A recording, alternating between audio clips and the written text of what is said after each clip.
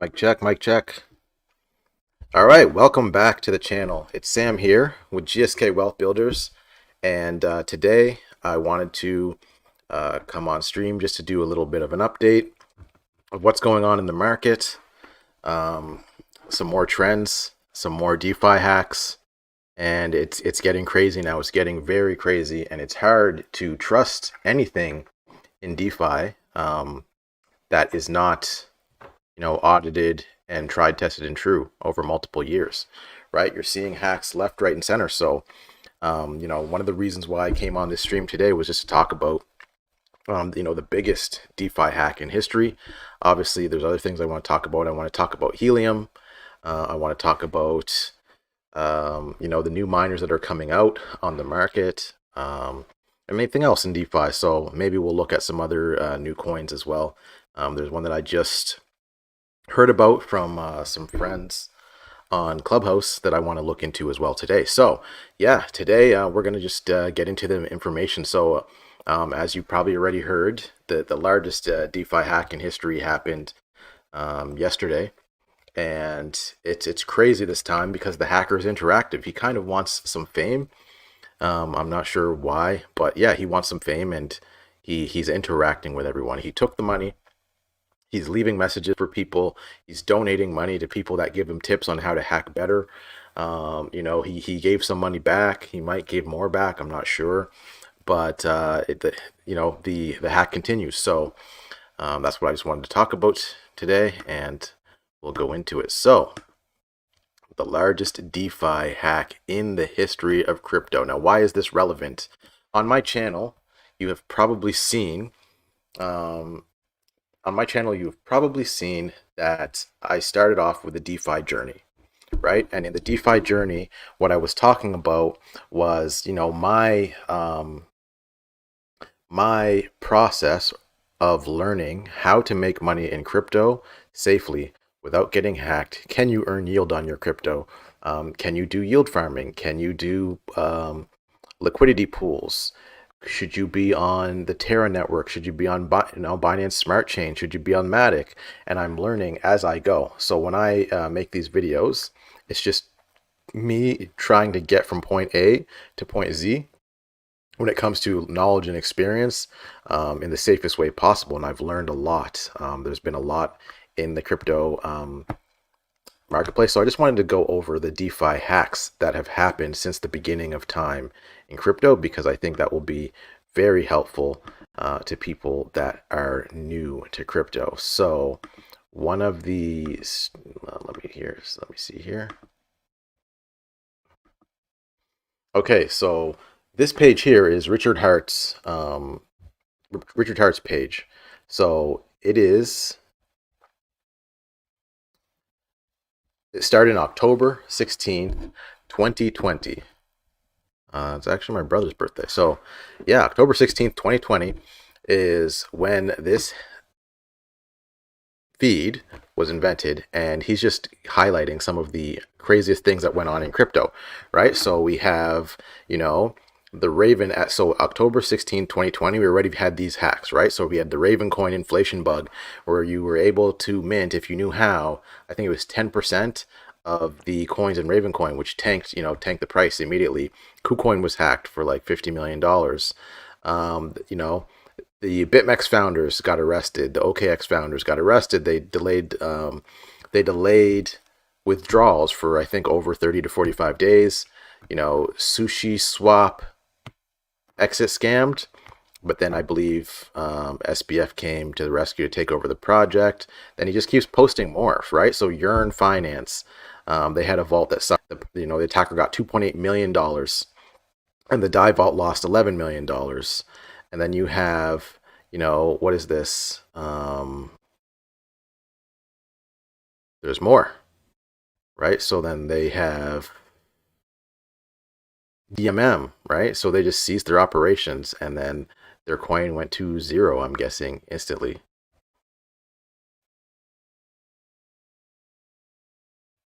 And we'll continue. I'm not really sure what's going on there. Right, so DMM operations, coin goes to zero. BT Finance exploited with flash loans.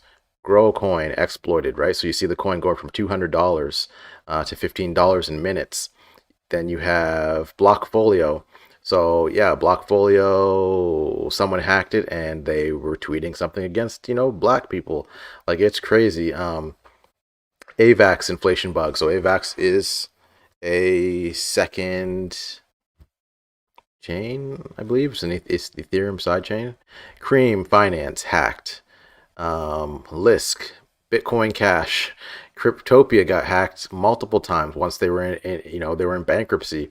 Everyone who had their coins on Cryptopia gone. Binance stopped ETH withdrawals. They do that every like week now, but I guess back then that was crazy. Um, you know, Kraken obviously because of Bitcoin was going down, but I don't think it was actually hacked. You know, other DeFi hacks we have, right? NFT punks. People love that platform. It had a flash attack. It just goes on and on and on and on and on and on. Pancake swap. It's insane how many DeFi hacks. So then you're thinking, okay, if every single platform that you trust is getting hacked, well, what should I be doing? You should probably just be learning how to be a buy and hold investor and hold quality coins for long periods of time because holders actually do better than traders, right? XLM had an inflation bug. Ren down 99%. At this point, Vitalik raises the ETH gas cost to stop hacks there. $81 million lost because of they had min keys on EasyFi. That was crazy. I remember when that happened. Turkish Exchange exit scam $600 million. So this is the second. This is probably the second biggest or third biggest because there was a $2 billion exchange that was gone. $51 million rug pull on uranium finance. Mark Cuban got wrecked in that one. Spartan Protocol, $61 million in BNB, and they, removed $30 million from the pool. Value DeFi, so like Rari Capital. I liked Rari Capital. Some young guys. I think some of them were in high school. I liked Rari Capital. Packed to lost $14 million. It goes on and on and on and on. So then this leads us to today. Why are we here today? Because people think that they're smart in DeFi and they'll say, this platform is tried, tested, and true. And, I trust these guys because they've been around for a long time. Well, guess what? These guys were trusted. Poly Network were trusted as a bridge for Polygon. And, we'll just read this. So hackers stole some $600 million in cryptocurrency from decentralized finance Poly Network in what is the largest theft in the industry's history. So the vulnerability in Poly Network allowed the thief to make off with the funds, the platform said, begging the attacker to return the money. So yeah, they posted a little letter to them asking for money back. They were asking Tether CTO to like blacklist the Tether so that they couldn't use it. They're asking Binance. Binance said they're coordinating with their security partners. So I'm pretty sure that's why the hacker returned the Binance pegged coins. There's more and more and more. So now this is what the hacker is saying. Like, I take responsibility to expose vulnerability before any insiders are hiding and exposing it. I understood the risk of exposing myself if I don't do evil, so I used a temporary email, IP, so-called fingerprint, which are untraceable. I prefer to stay dark and save the world. So I guess people who thought they traced them, everything was fake. With the inherent transparency of blockchains in the eyes of the industry, how any cryptocurrency hacker can expect to escape with a large cache of stolen funds. Well, this guy took the money and he's gone. And so then you look at it, right?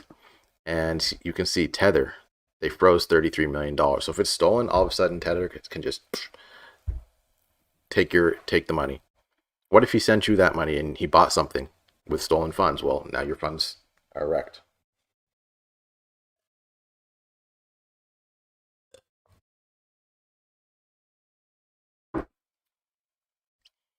Um, $610 million US.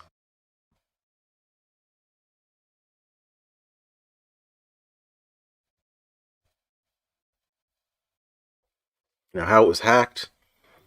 They claim that the hacker exploited a vulnerability between contract calls. However, some security auditors and researchers claim that the network's poor security practices led to the theft.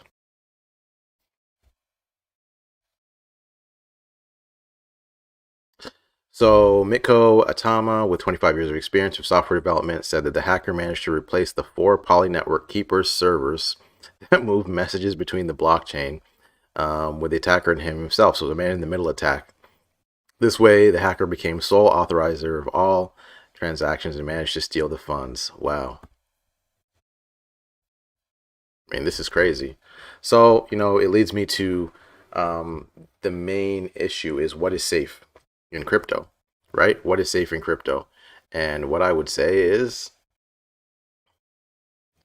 buying and holding good coins is the only thing you should be doing in crypto. DeFi, I wouldn't do it. Other things, I wouldn't do it. Des, what's up? Yeah, DeFi, I really wouldn't do it because all these platforms, you can go here, right? You can click here on DeFi platforms, and what you're going to see is all the different companies that want to take your coins, right? They'll take your coins and, well, not all of these ones in DeFi because this is actually not real DeFi, but um, a lot of platforms want to take your coins. They want to give you yield. So they'll take your, for example, USDC, and then they'll give you C, number 6. They'll give you C USDC, and then they'll give you yield on that coin at like 5 to 14%. The issue with that is they get hacked, and then there's no responsibility. There's no insurance. So you have no insurance on the product. They really can't get the money back unless the hacker is nice and decides to get the money back. And then you're out of your coin. So then, okay, what happened to your 14% yield if you're negative, 100% in, I'm lagging, huh? Let me check and see. Coding overload. Should be good now.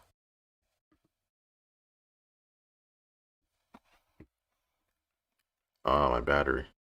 There we go. Okay, so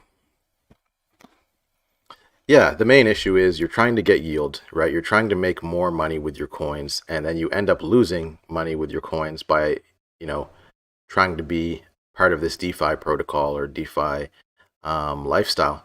So it's really an unhealthy way to try and make money, just like trading is unhealthy. So I think the best thing to do is just buy solid coins, and you're lucky that what is going on here?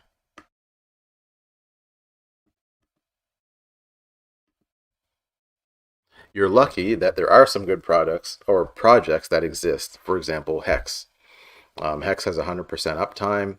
The website's never crashed. If it did crash, there's like multiple backends. Union Link.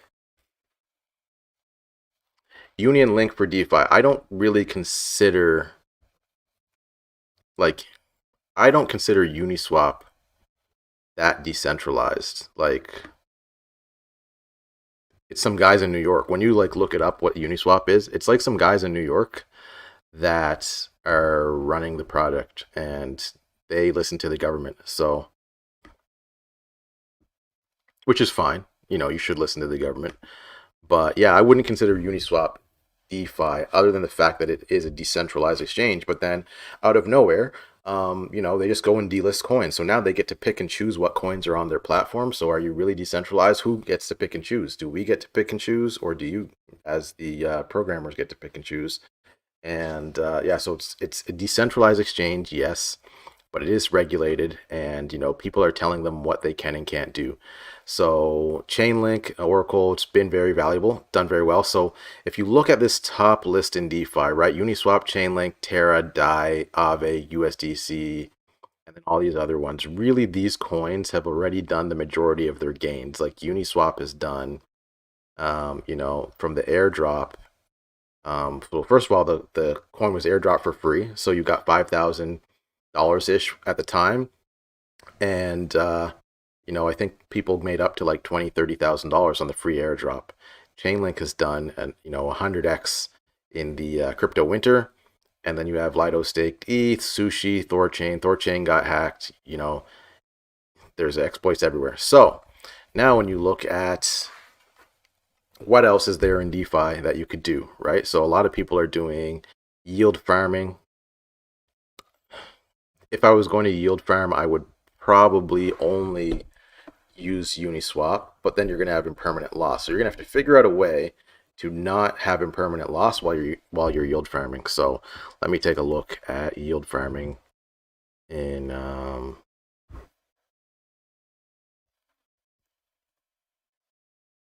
uniswap.info.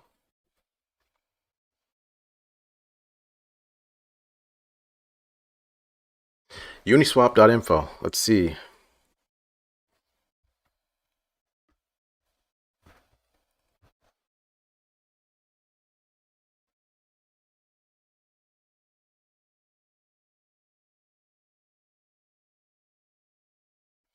Okay, so 2.3 billion TVL for Uniswap. Let's see what's going on. USDC ETH pool is the top pool.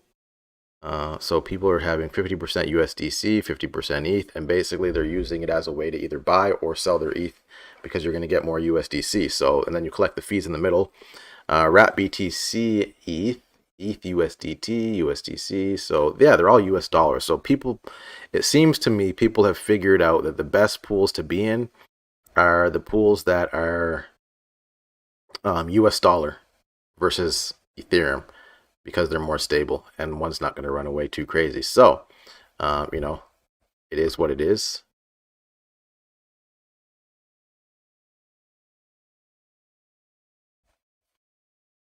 Yep, USDC ETH 0.3, but DAI USDC is 0.5 and USDC ETH, that one is 0.5 for fees. So then you're going to go to DApp, Radar.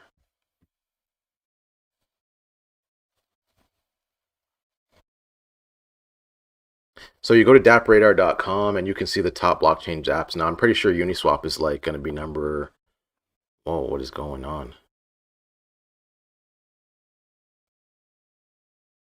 It's not number one anymore. So Crypto Blades is number one. 400,000 active users. PancakeSwap is number two. 300,000. Then Alien Worlds. Alien Worlds is doing really well. Auto Farm, Crypto Blades, Long, Axie Infinity. This doesn't make sense. Why is Uniswap not even on there?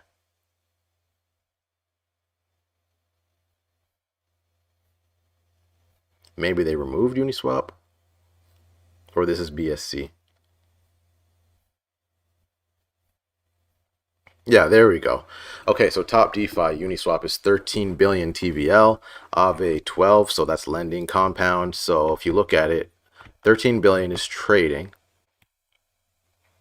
and over 30 billion is lending, and then another 9 is trading. So it's like 50-50. It's been between trading and lending, and these are where all the fees are coming from. So it actually makes sense because the highest fees are going to come from trading and lending because of the interest rates and the fees that they're charging you when you trade. So yeah, it makes sense that these are the top things, but it's actually very interesting that the games on Ethereum, so this is probably why the Ethereum gas prices are out of control. I believe it's like $300 to do an ERC20 right now, or it was today.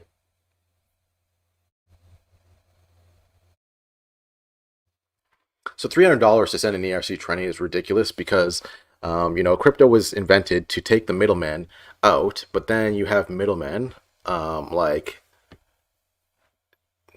Vitalik's team and the miners taking all of your money. So you don't even need a middleman because if you're trustless, they're taking all your money anyways.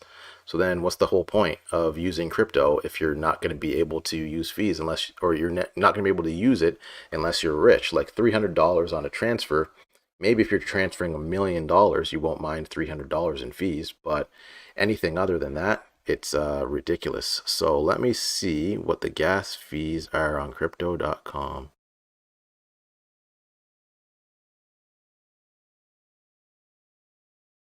67 Gwei to 68 Gwei.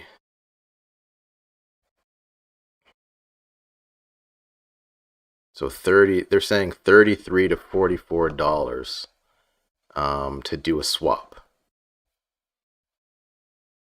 That's ridiculous. So this is a reason that I sacrificed some ETH and some Hex for Pulse Chain because I know that there's a better way than using the Ethereum blockchain. I think I'm grateful for the Ethereum blockchain and grateful for Vitalik, Jolub, and all those guys that did a great job in building Ethereum, but it's just not for the average person.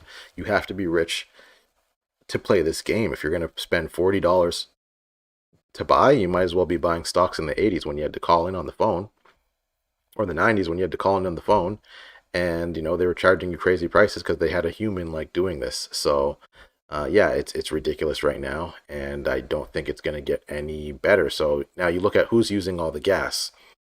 Number one is OpenSea, which is an NFT platform. Number two is Uniswap V2, 8%. Number three is probably another Uniswap. And Axie Infinity just added like 5% right there. Tether, Uniswap again, V3. So you got Uniswap using 10% of the gas fees. And then you have MetaMask has a swap in there. So it was basically the traders and the gamers. So you build the blockchain, you have a database, all of a sudden the traders and the gamers are just taking all of your money. Like it's actually insane. So gas spenders in the last 3 hours, Binance alone spent $25,000 in gas. That's like people doing withdrawals and deposits. That's what Binance paid, $25,000. So $200,000 a day Binance spends in gas, sending money back and forth on the blockchain to people's wallets, trading, whatever. Like it's actually, this is unbelievable. Coinbase. So between Coinbase and Binance, Circle, yeah, that's USDC. So between Coinbase and Binance, every 3 days they spend $1 million in gas. Like, where's the efficiency? Where's the efficiency? So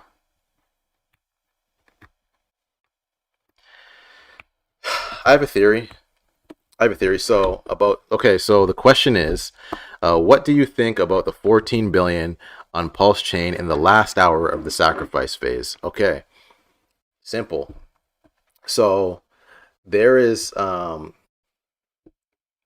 respect Pulse Chain and its developers and their team, because when you look at that list of DeFi hacks and you look at how terrible the quality of products that have been coming out in the space and they've been given to us, and they're selling us these dreams of like, this is this ultra amazing product, and all of a sudden the product fails, right?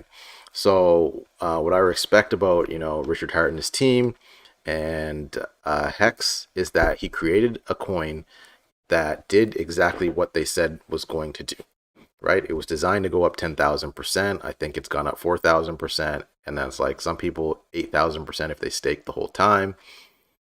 It did what it said it's going to do. The owner did not rug pull. If he sold or whatever, it always came back. So now let's talk about Pulse Chain. So pulsechain.com had a sacrifice phase of 18 days where you were sacrificing your coins to get points towards free coins that could possibly be airdropped in the future. So there was a leaderboard of like the highest sacrifice was $30 million. Now, we don't know who these sacrifices are. So those could have all been like Richard. Now, I don't think they were, but hypothetically speaking, it could all be like the biggest bag and the biggest whale, and he's just sacrificing to get more coins. Cool. Now, the 14 billion from the origin address, mathematically speaking, if there's say $20 million of liquidity and someone had $14 billion and wanted to cash out, you can't do it, right? Because every time you sell, like you just be massive. unless it's a limit order where you just like say a limit order at 15 cents and then it just never goes over 15 cents until $14 billion buys it. But that would be tough. Like it would just kill any progress. And maybe that's happening, but who knows? But if you were to sell it all and market sell it once, no one does that. It would drop the price to zero, or it would drop not to zero, but like it would drop the price significantly, like 85%, 95% all the time, trying to cash out. Because you'd just be buying everyone's or selling everyone's bids and asks. Now, if you take that $14 billion of value and you get $14 billion worth of coins on a blockchain, which people don't think is a scam, because there's a lot of people that think is a scam, and then there's a lot of people that think Hex is not a scam. So if you take Hex and you convert it to Pulse Chain, and people believe Pulse Chain is just as good as Ethereum, if it's worth, $400 billion and you're 14 billion, you can sell that. So in my opinion, some people say it's like money laundering. No, I don't think it's that. I think just in my opinion, he's taking the value so that he doesn't have to dump on people in Hex, and he's going to put it on Pulse Chain, and then you have the ability, if you want to get more liquidity on Pulse Chain. It just makes sense because more people are going to use Pulse Chain once they see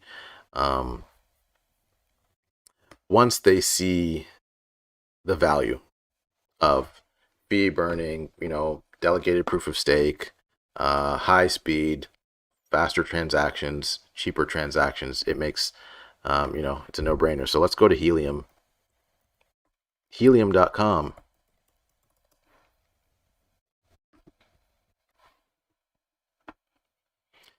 So Helium.com. Let's go to Explorer. Wow. So Helium right now is at 120,000 hotspots right now. Today, we were talking about this in the Telegram group. So someone found, a friend of mine found Helium miners on Alibaba.com. And apparently you can buy a Bobcat on Alibaba. Now, I think it's a scam where they try to sell you a Bobcat and they give you nothing. And they probably ask for the money through like Western Union or whatever the new money transfer thing is. But apparently you can buy a Bobcat on that website. So 120,000 hotspots. You got the market price there. You got $16. There was a huge announcement. I don't know if anyone saw this, but Andreessen Horowitz, right? It's on Bloomberg.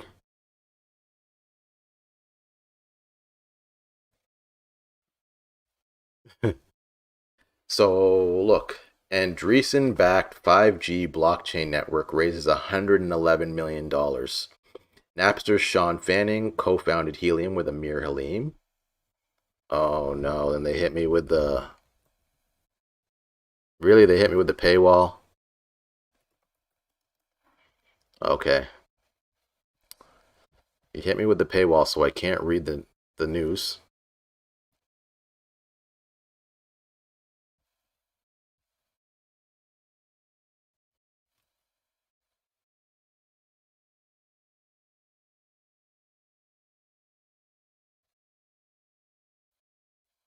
And it's not working. All right, man. Hide the news then. Let's see BNN.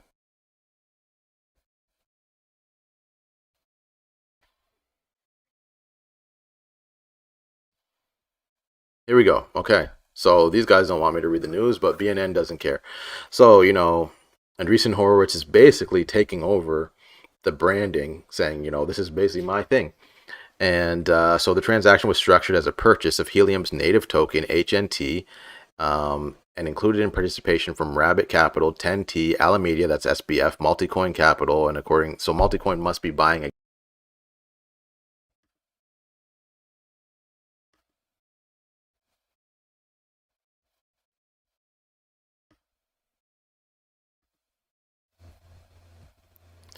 Let's see how we do now. Okay, so...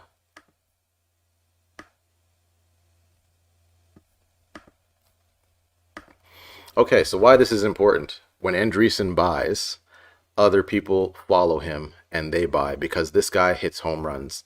He bought Coinbase like at dollars or cents. He bought so many good companies at dollars and cents. So when he introduces like, this is my company, he's basically saying helium is like his company now that he's invested in it, right? Which is cool, because that's going to give it a lot of traction. So what I like about this is most of the time when people do these transactions, like Ripple, for example, they buy Ripple Incorporation, and then the Ripple coin has nothing to do with these investments. What I like here is that it says the deal was structured as a token sale led by Andreessen Horowitz. So it's either one of two things. There's going to be another helium token for the 5G network, which would be unfortunate because I'd like to be in on that, or they actually bought HNT. I think they bought HNT, and that's why the price went from like 11 million to like 16 or like 18 million in a day, right? So when you look at HNT, I'll probably do another video on this. It's tanking now. So if you look at the time that this was released, this was August 10th, so yesterday. And if you look at the chart, 7-day chart,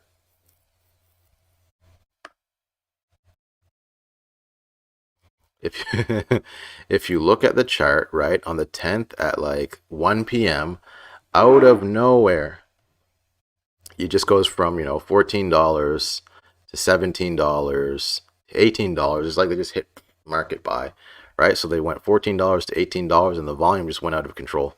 And then boom, now we're good to go. So yeah, helium is back. Helium is doing very well, and they're really pumped for 5G. So the funds are expected to accelerate the rollout of Helium's 5G network, support the mobile operators and the virtual network operators. Helium shows that the crypto incentives are leveraged to deploy real-world infrastructure. So Sam Bankman-Fried, a statement says Helium is a tremendous opportunity to bring 5G to the masses, right? There's 116,000 hotspots, 11,000 cities, 500,000 additional hotspots are on back order. So 500,000 Helium hotspots are on back order. That's crazy. That's crazy. So they will have limited range than big towers used by major wireless providers. But the decentralized model will allow it to expand faster and more efficiently. We'll see. We'll see. This is really good news. I like that they bought HNT and they're not you just like a discrimination thing. It's like, oh, only rich people can buy private companies because you have to be like accredited, then you have to be like popular and big. But the fact that they just bought HNT, that's great as long as they don't dump on our heads. Yeah, as long as they don't dump on our heads. So that is amazing. And then let me log into my Helium account really quick and see what the earnings are. I know they're way down because since the last time I checked, 20,000 more miners came online.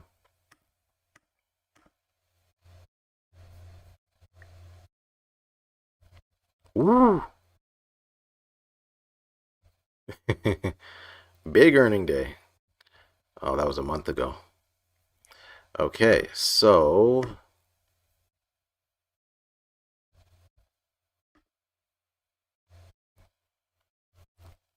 with 10 miners, mind you, this is with 10 miners. With 10 miners, 14, 6, 5, 4, 3, 4. So 5 per day, 7-day average is 3 to 4 helium per day.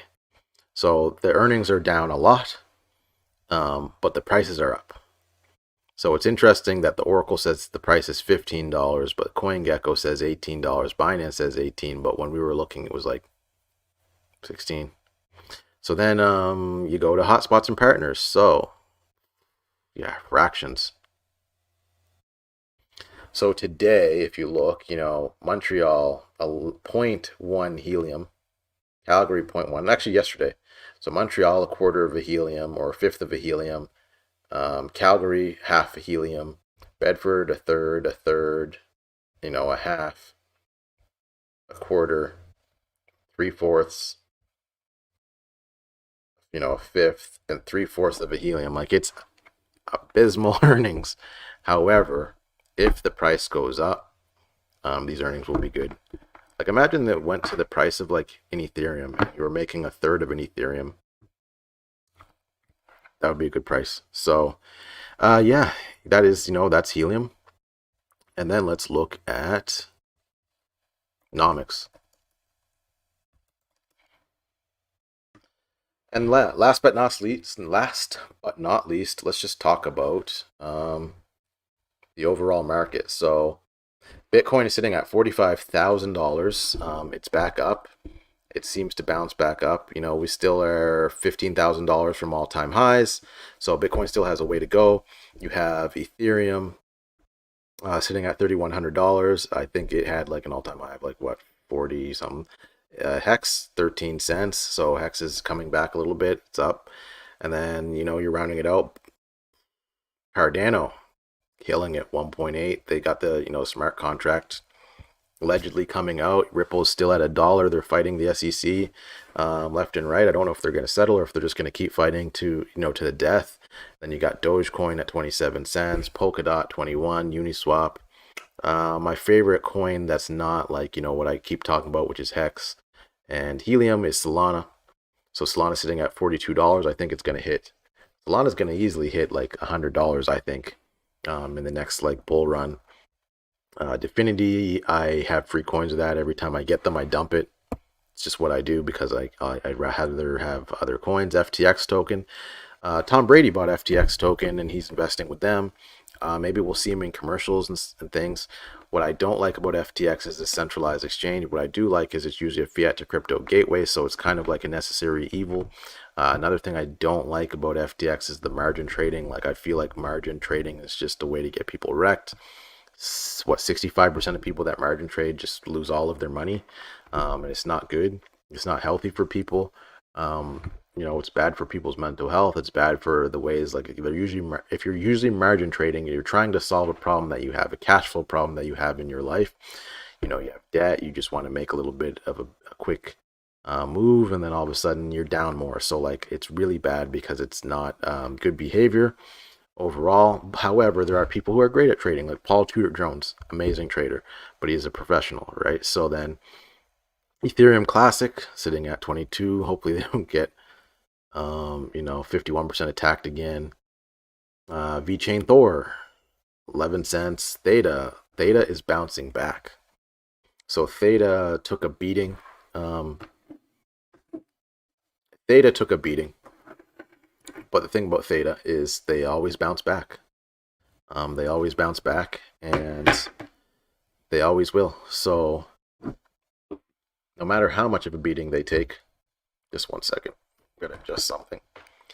No matter how much of a beating they take, Theta always comes back with a vengeance. And just setting on my phone so I can see the comments. Okay, so Theta, I want to go look at their price in specifically. So $7 billion market cap. The volume is $500 million. That's crazy.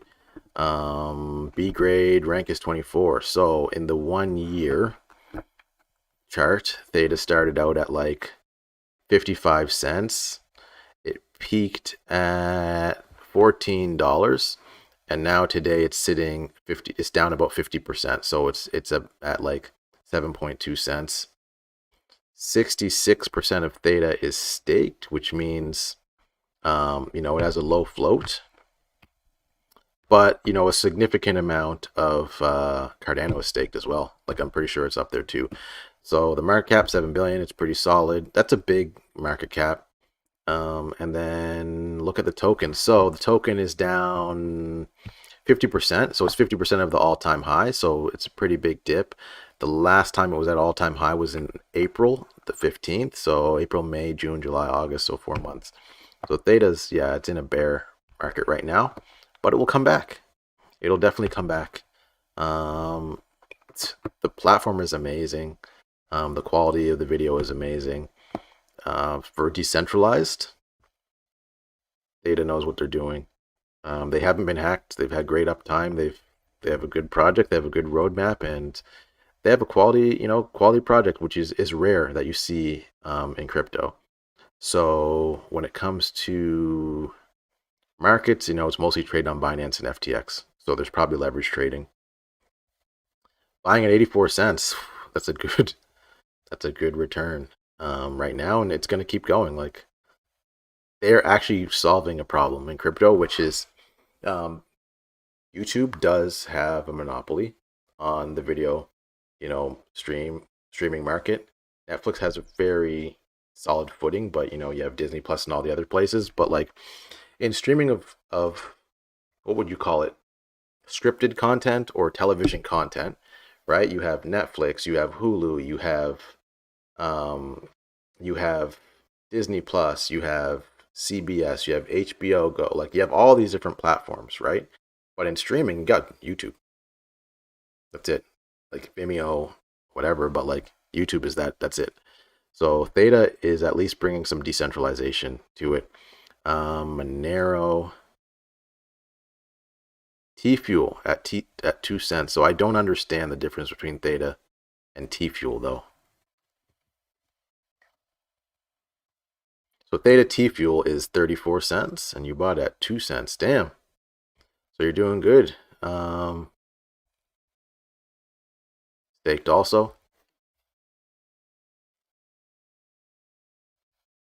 So T Fuel hit.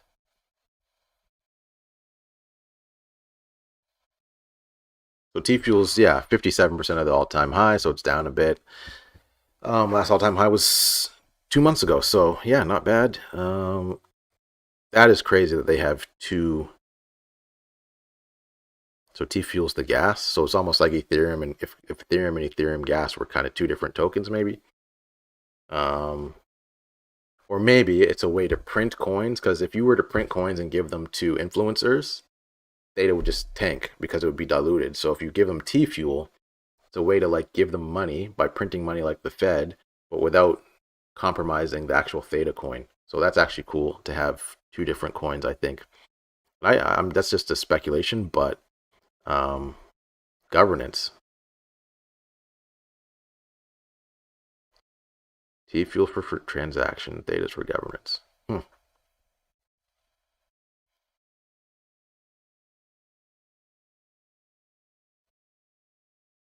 Buffering. So let's see. T Fuel is a token that fuels the Theta ecosystem. It was issued by the platform that delivers quality video streaming without problems frequently experienced nowadays by centralized services. One of such issues is buffering. Technically, the problem is solved with the help of the community members, forming a pool of users who provide their spare bandwidth along with computing resources. These users are paid in T Fuel coins for their services.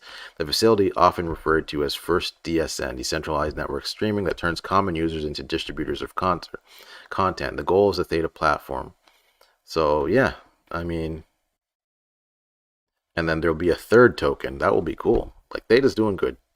I really like them. So back to nomics. Just rounding it out. So the coin that I like, that I want to research, is Quant. So I think Quant has already done a crazy bull run. Quant has done a crazy bull run. And let's see 1 year on Quant.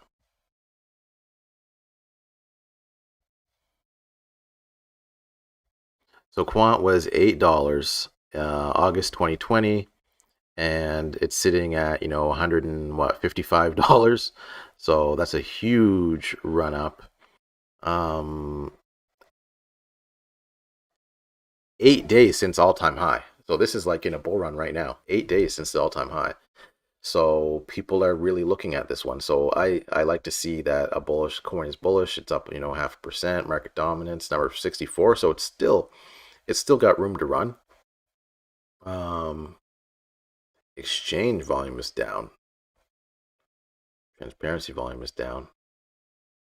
So Quant is a blockchain-oriented project which aims to create technology to automate the trust function between multiple blockchains. So yeah, I thought that they were looking at interoperability, which is what we need. And the OS's main goal is to establish a connection between different networks and blockchains on a global scale to improve interoperability. Its ecosystem is fueled by QNT, which is available for trading on several exchanges. So this is what I have. I'm putting it on my watch list because a lot of people have been talking about Quant. I don't really know anything about it yet, but if it's on Etherscan, that would lead me to believe that it's currently an ERC20 token, and the mainnet token hasn't come out yet. So third token T-drop will be for NFTs for Theta. That sounds cool. T-drop. NFTs is a big market right now. I think the artists are making money selling NFTs. So the thing about Quant, Quant is connecting all of the world's distributed ledgers for faster, more efficient growth. Unlock the true value. Oh, world-class partners, Hyperledger, Oracle, Blockchain Consortium, NVIDIA.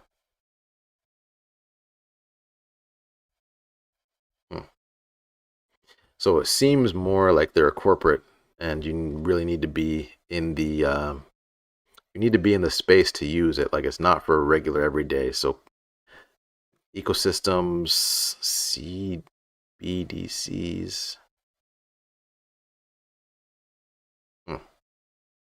So JPM coin, Wells Fargo coin. Interesting. So we'll see. All I know is this thing is moving.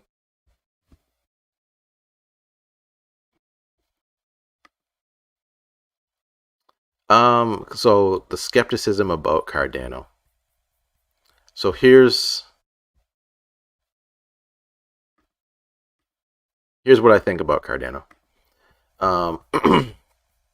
When I got into crypto in 2017, in every single chat group, Cardano was the best crypto in the world. Like you could not convince a Cardano person that it wasn't the best. There was two things that were number one: Cardano and BitConnect. You could not convince a newbie that BitConnect wasn't the best thing ever invented. You couldn't convince people that Cardano didn't have anything. So the thing to me about Cardano, Charles Hodgkinson, what people say, I haven't watched any of his things. I just don't like watching whiteboards.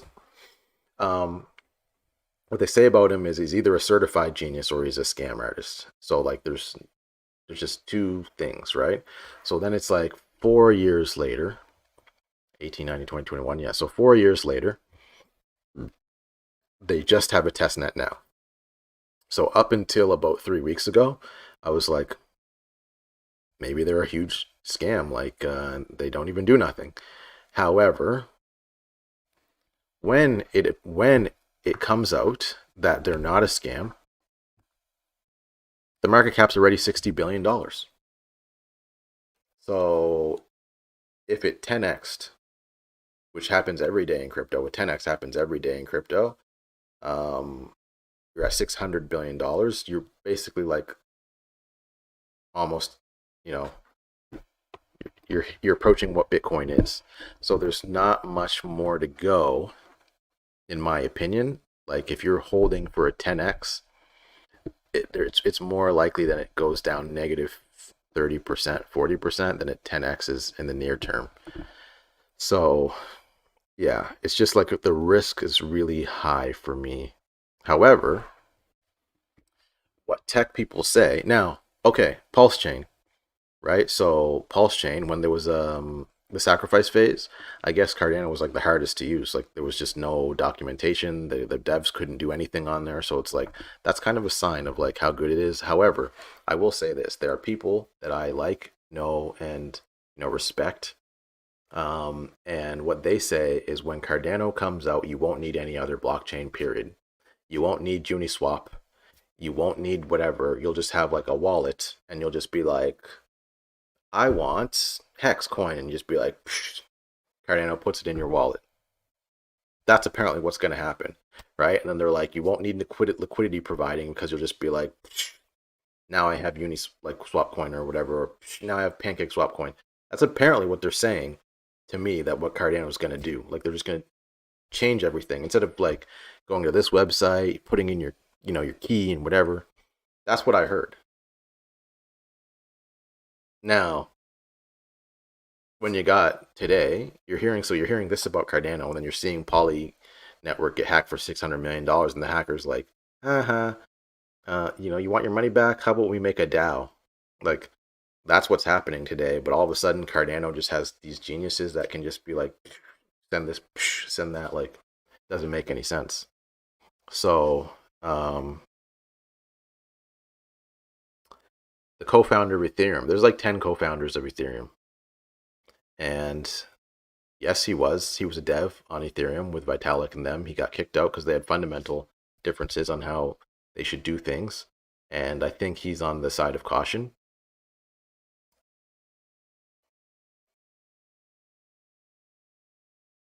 What I would say is I hope that Cardano isn't Microsoft Edge, right?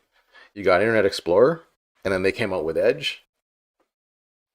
I hope it's not Microsoft Edge. I hope it's like Ethereum is Internet Explorer, and um, Cardano is like Google Chrome or Brave browser. That would be nice to have, right?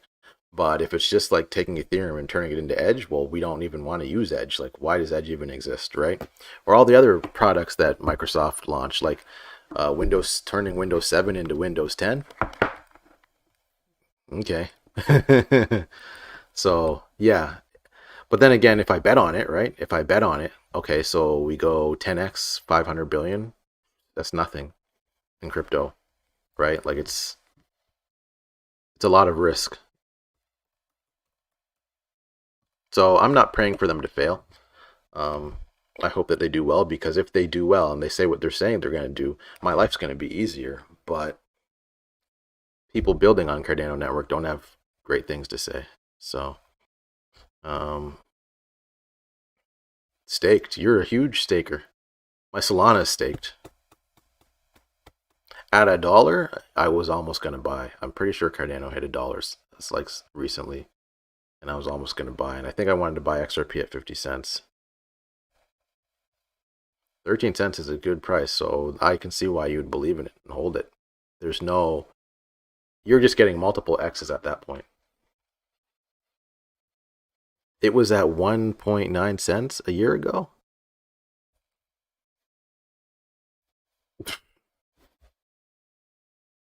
Doesn't even make no sense. How is it that low? It already made all its gains, so 9,000% return.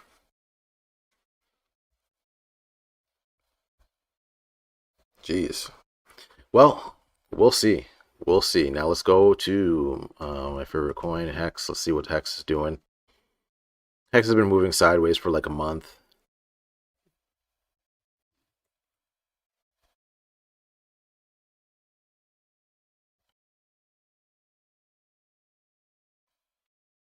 But I'd say to everyone, keep your coins in MetaMask. If you have coins on exchange, put it in MetaMask. You're going to want to do that because when Pulse Chain launches, they're going to make a copy of every coin that you have on the Ethereum blockchain, and they're going to copy it over. So anyone who has coins on exchange, once again, put it in MetaMask, put it in, put it somewhere where you have the keys, a hardware wallet, whatever, because when Pulse Chain comes over, right, whatever you have on the Ethereum network is going to be doubled on the Pulse network. We don't know if it's going to be worth anything, but that's a huge gift. That's a huge gift. So that's what I would say to everyone. And 1 year. So Hex 30 days, 50%. 14 days is down. 7 days is down. But we're going to see some consolidation, and then we're going to see some moon time. So that's all I got to say for now. Market is crazy. Stay safe. Get off DeFi platforms. Get off centralized exchanges. Make sure that you're doing what you need to do. Buy and hold. You got to wait. The thing about crypto is you see a coin that's worth nothing, just moon, every single day. Every single day, a coin just goes like this, straight up. And it makes you annoyed because you're waiting for your coin to go up. And then all of a sudden you try to sell and move to a different coin. And the second that you sell and move to a different coin, um, the coin that you had pumped. So yeah, Des says, I regret I didn't buy Hex at the beginning. Yeah. I knew about Hex at the beginning. I just put like nothing into it. Like 0.000, like 0.0001 cent. If you put $100 at 0.001 cent, then it goes to $1. Life changing. You put $1,000 at 0.0001 cent. So I mean, now the way I see it, let's look at this Hex chart. Let's look at Bitcoin's chart.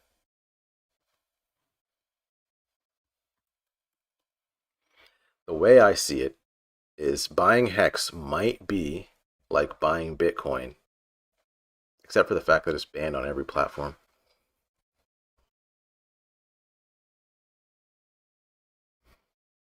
I'm not doing the same mistake with Pulse Chain. Same thing for me. So if we look at Bitcoin,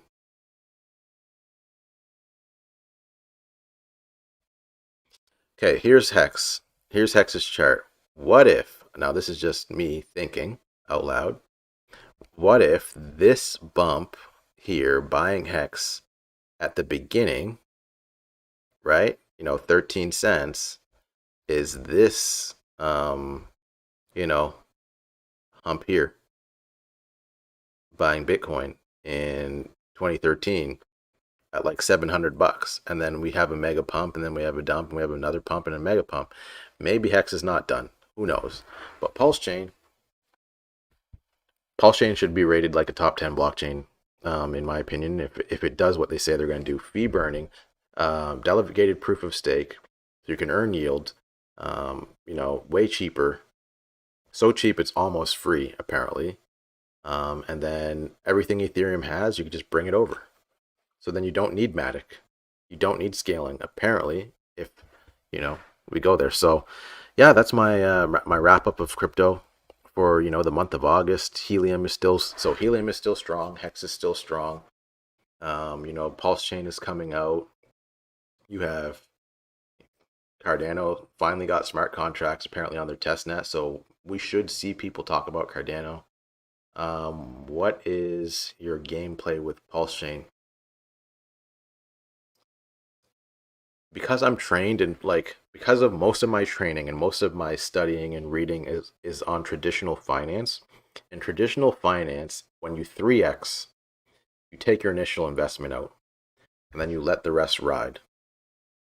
In crypto,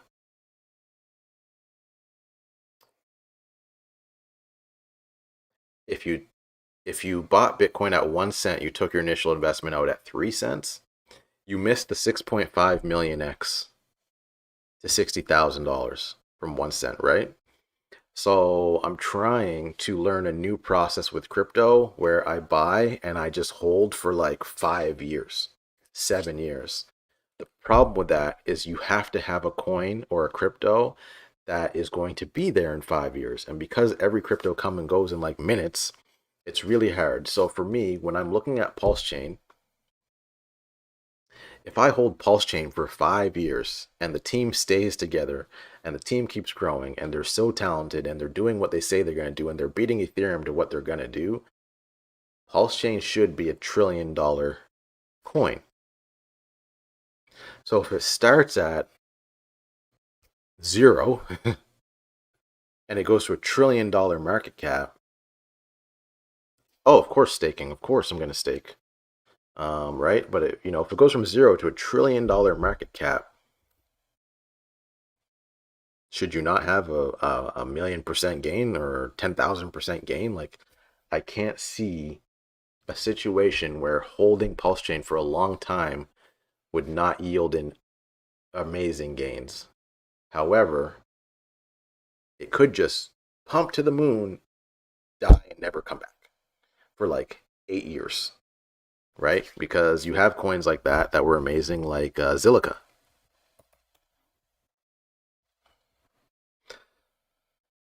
So it's either Ethereum or Zilliqa. It's one of the two. It's going to be Ethereum or Zilliqa. That's the way I see it. So if you look at Zilliqa's max, oh, Zilliqa did come back.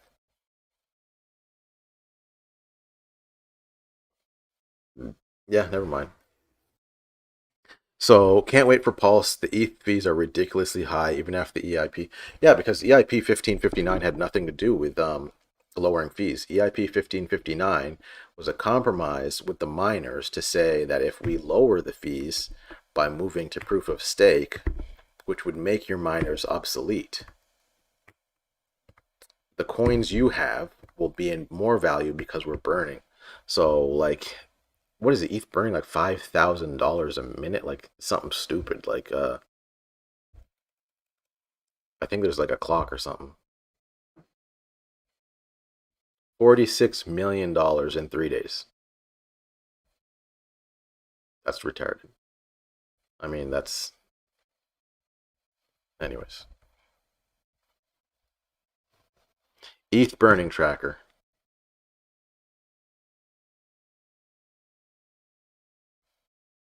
How do we see ETH burning tracker? Watch the burn. Okay. Yoshi, the gas fees aren't going anywhere anytime soon. Yeah, you're right, man. Like, so look, let's look at this. So this is called watch the burn.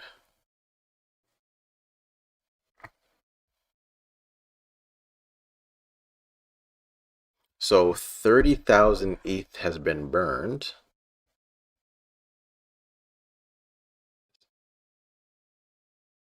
57,000 ETH has been issued. So it's still inflationary. It's still inflationary because what they're saying is 60,000 ETH, we'll round it up, 60,000 ETH has been issued and then half has been burned. So that means it's a net 30,000. So ETH is, it's actually still inflationary. However, I think what people are calculating is as more people start to use Ethereum, but they're not with this gas fee, as more people start to use Ethereum, there'll be more burning, right? Now, the problem with the gas prices is the gas prices are going like at crazy way. So like here we go. So someone burned 1.239 ETH and the tip was 0.28, 40 something Gwei. 29,000.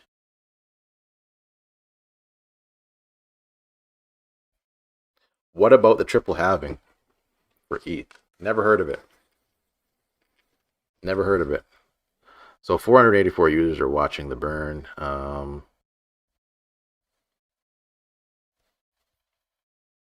So 30,000 ETH has been burned. What's ETH's price? 31,000.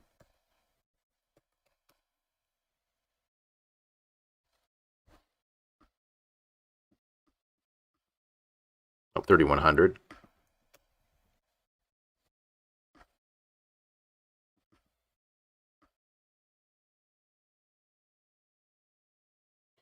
$94 million burnt.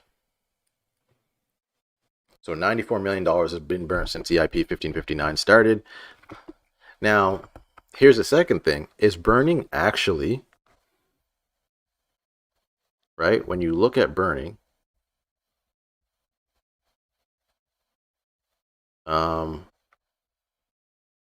if you think about it, is burning the most economically efficient way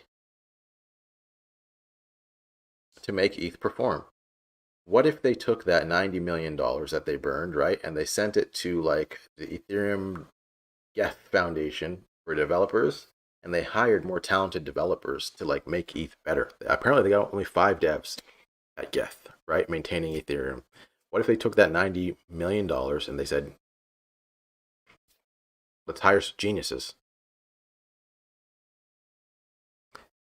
I think burning only lowers the market cap. Yes and no, because right here in watchtheburn.com, if this is true data, what it says is since the day they turned this switch on, they burned 30,000 Ethereum, but they printed 57,000 Ethereum, right? So they printed $180 million, but they burned 90, which means they just net burnt 90. So if the Fed, right, if the Fed printed $8 trillion and then they burned 4 trillion, what did they do? They printed 4 trillion. So burning is overrated. I'll say burning. I mean, eventually. So if we're staking and burning at the same time, that's a different thing because the stakers are gonna take less fees. Just pouring myself some water. By the way, I told you guys about what, a month and a half ago that I quit pop. I quit drinking pop.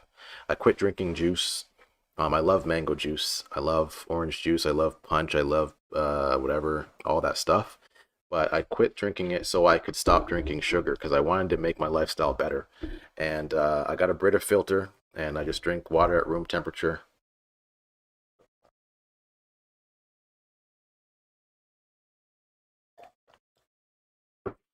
I don't know what it's doing for my health, but I think it's a good minor adjustment.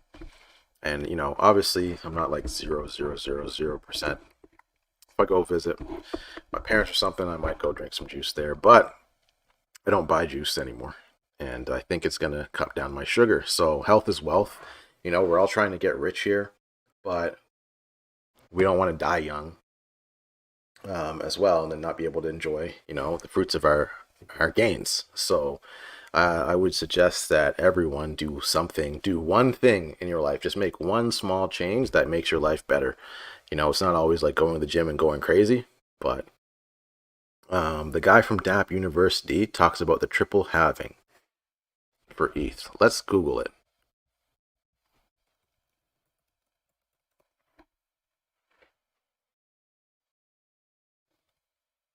It's an upcoming event.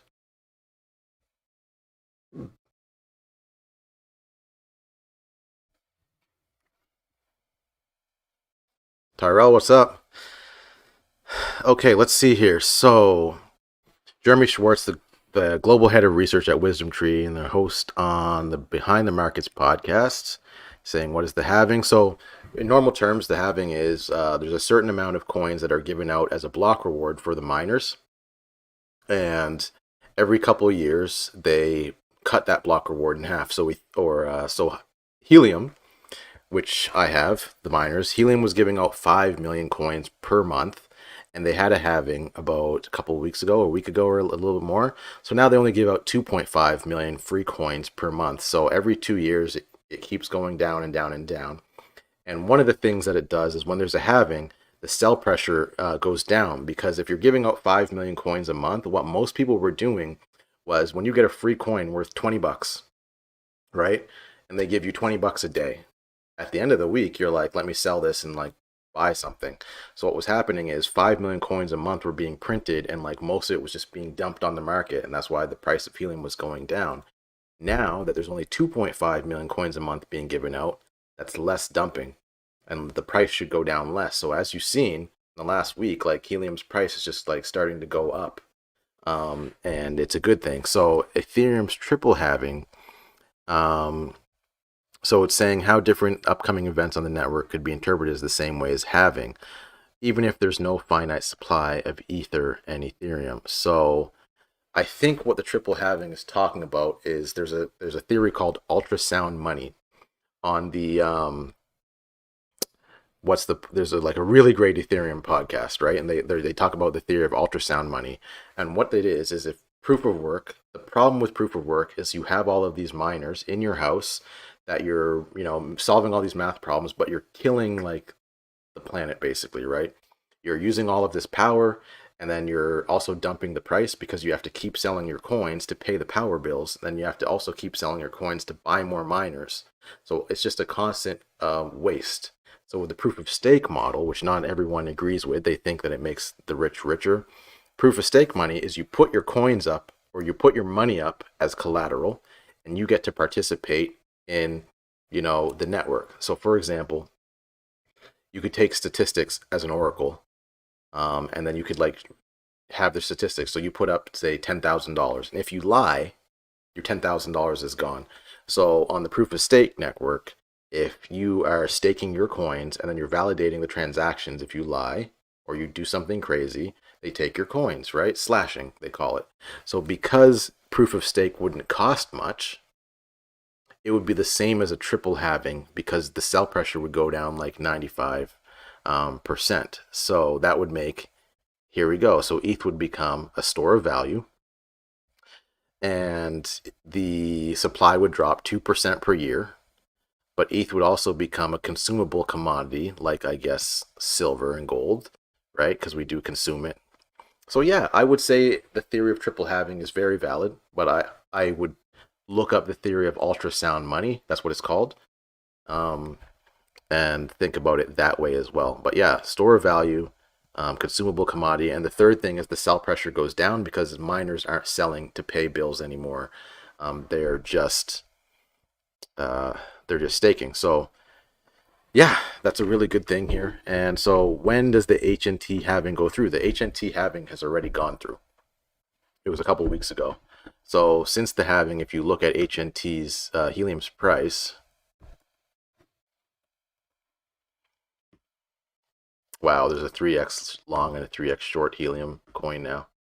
So if you look at, I think it was 1 August. Yeah, the helium halving was 11 days ago. So the helium halving was on 1 August 2021. And one thing I like about crypto is that the immutability of the coin. When you set something and you tell people you're going to do something and then you do it and you program it into the program, it stops the human urge to change your path when things don't go your way. So there was a lot of people, they signed a petition to stop the halving for helium. Right? Why? Because the miners weren't coming in. And because, you know, China had blocked all the miners and all the chips, and they're like, well, if the miners aren't coming in, we should stop the halving. Humans will always like deviate from the path of that they, picked. So what I liked about helium was they were like, who cares about your petition? We're not doing that. And as you can see, look at the price. Um, so you got November 2020, it's, $1.43 for the coins. Then we hit what, almost $20, I believe, $18 in April. Then we tanked. Then we hit another peak of $19.55 in like May. And then all of a sudden we hit, $9. So we went from $19 to $9, and people were like, stop the halving, stop the halving. And they didn't stop the halving, right? So then we go to a month chart. And as you can see, 1 August is right here, right, 31 July. We're at $13, and then the halving happens, and all of a sudden we just go to the moon. So we're not go to the moon, but we're on our way to the moon, right? So helium topped out at $18.42 this week. I think helium by the end of the year, $30. End of next year, $50, $100. When they drop 5G and people are using HNT, unbelievable. So I love helium. Now, yeah, Yoshi says, my helium miner is not mining as much anymore. It's almost not profitable anymore. That's true. So I'm going to show you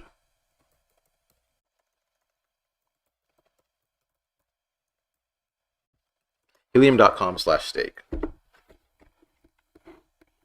So there's a concept I want to just talk about in crypto and in life, I guess. It's called first mover's advantage.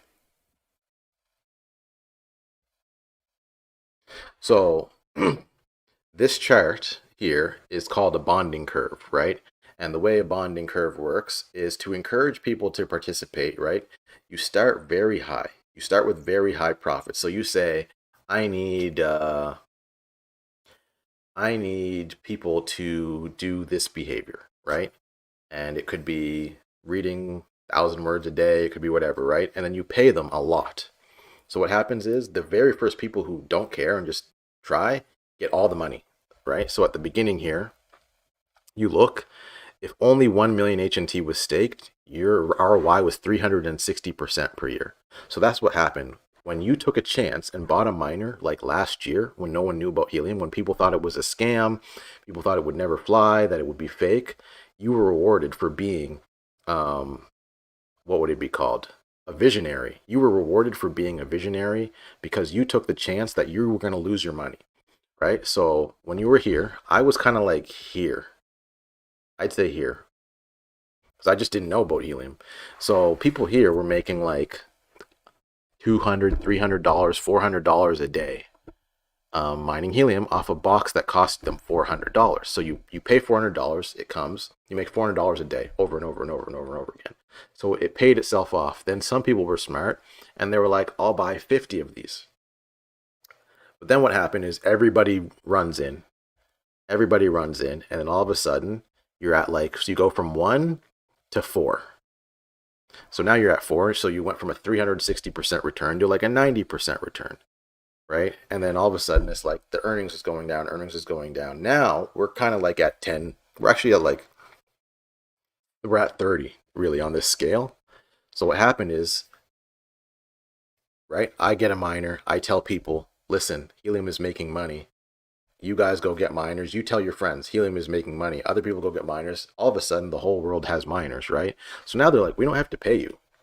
Why, Sam, why would we pay you when your neighbor is going to do it and the other guy's going to do it and the other guy's going to do it and the price goes down, right? So on the Helium Explorer, you can see how saturated it is. I always go on the Helium Explorer usually on my streams to show. But yeah, this is just the concept of the bonding curve. And the reason why I want to bring this concept to you was the risk reward for being an early helium user was very low. Like if you lost all of your money in helium, you would only lost $400. But if you were right, that $400 has printed you like $10,000. So why do I talk about this concept? Because there are other companies that are going to come out just like helium, and they're going to copy this helium network, and they're going to use the same bonding curve, right? They're going to try and bribe us to get in at the beginning, right? To get in early and make money. So like Deeper Network and all those other ones, none of them have really hit big yet, but there's going to be someone who says, hey, if you do this first, you're going to get paid a lot. And that's what I want our people to look for. So that's why I have the Telegram group. Like a pyramid scheme? No, not like a pyramid scheme. So I'm not sure if you know like the textbook definition of a pyramid scheme, but the textbook definition of a pyramid scheme is when there's multiple levels. So you have like the boss, and then you have like the manager, then you have the supervisor, and then you have like the assistant supervisor, and then like the worker or whatever, right? Now, in a pyramid scheme, what they do is that it's commission levels. So if I buy helium and you buy helium, there's no commission. However, so it's not a pyramid scheme, but they are printing coins. The coins have to have value. So when they pay you in helium, the helium has value. You sell it, you get cash. So that's what they're doing. So why I'm talking about the bonding curve is the bonding curve is real everywhere. It was in hex. Now look at this curve, right? 360%. Now let's look at the pulse chain.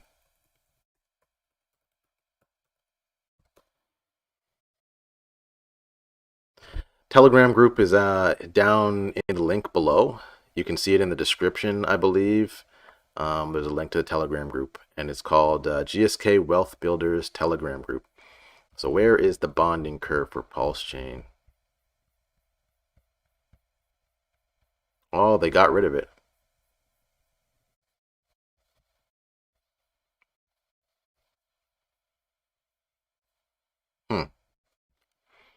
Let's go to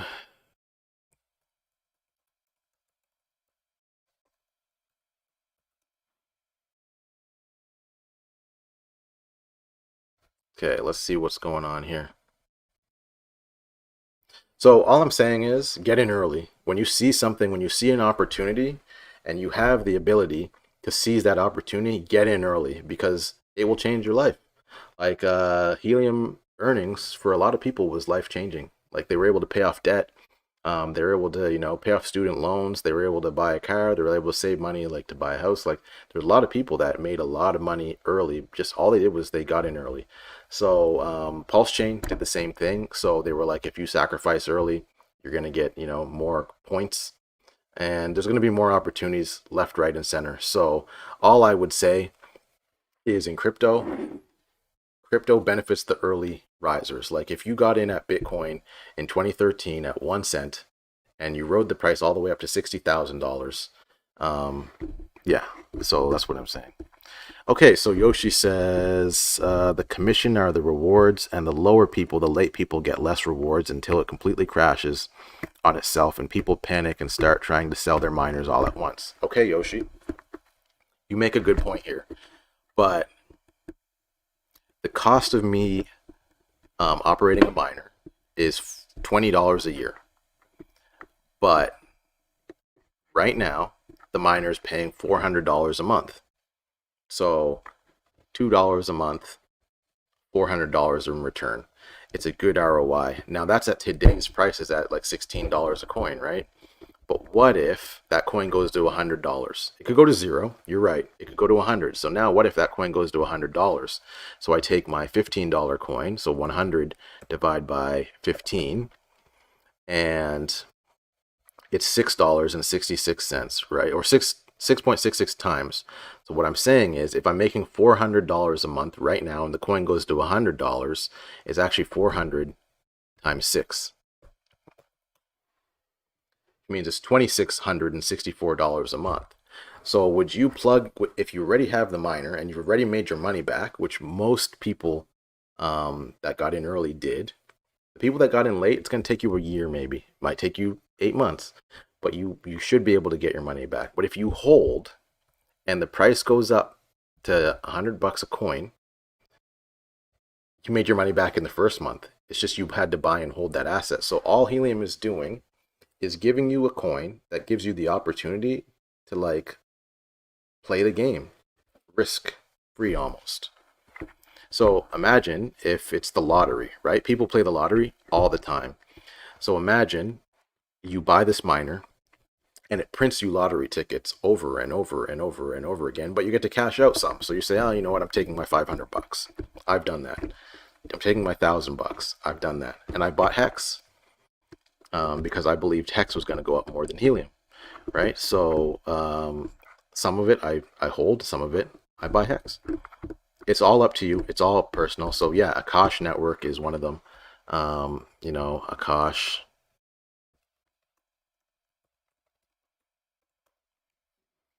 What the Akash network is like, the Super Mini is expensive, isn't it?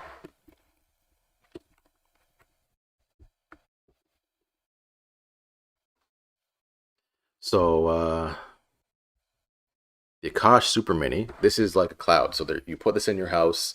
It's a hard drive, and then you're sharing like a cloud hard drive with other people. It's a really nice hard drive. It's the nicest one I've ever seen, like really.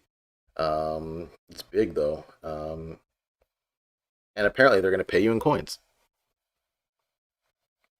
So you plug it in, you compute, you get coins.